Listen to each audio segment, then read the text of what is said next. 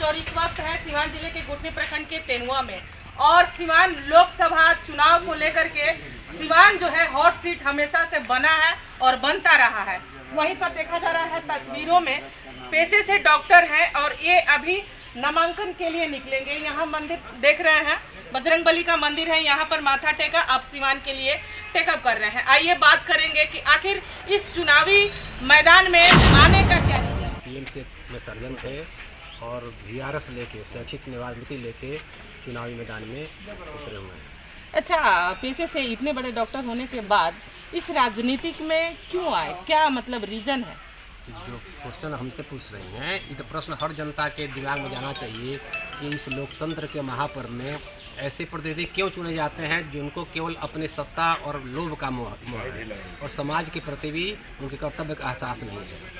तो मैं इसलिए निकला हूँ कि जितने दल के वरिष्ठम नेता हैं, जो महागठबंधन के हों चाहे एनडीए गठबंधन के, उनको दल का प्रत्याशी बनने के पहले सोचना चाहिए था कि किसी स्वच्छ छवि को हम मैदान में उतारें ताकि उस समाज का कल्याण करें।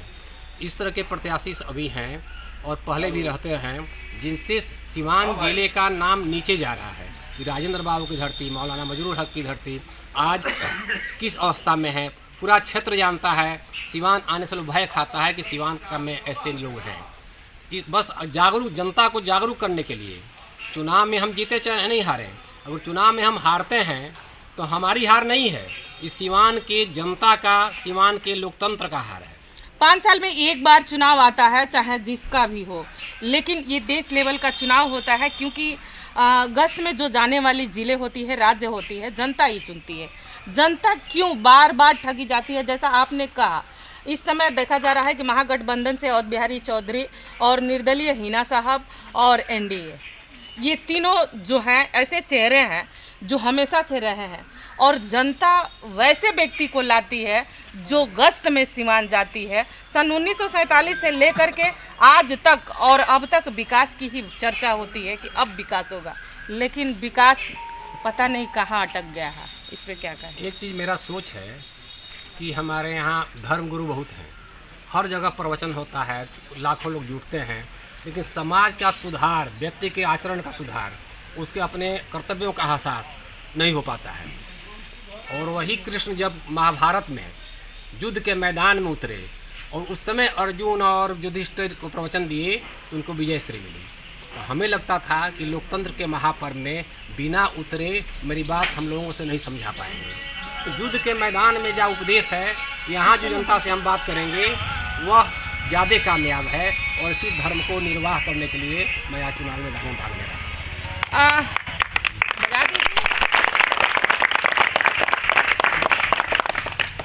अगर सिवान की जनता आपको चाहा, वो तख्त तो ताज से नवाजा, तो सिवान का पहला काम? सिवान का सबसे पहला काम मेरा है कि प्रारंभिक शिक्षा में जो शिक्षा है उसको सुधार। बड़ी दुर्वस्था है। मेरे 2000, 4000, 5000 कमाने वाले, गल्फ कंट्रीज में 10,000, 20,000 का नौकरी करने वाले अपने लड़कों को प्राइवेट स्कूल में पढ़ते हैं, मोबाइल प्राइवेट स्कूल में पढ़ाते हैं। आखिर क्यों? 25,000 कमाने वाला व्यक्ति 5,000 प्राइवेट फीस दे के पढ़ाता है, किस मजबूरी में?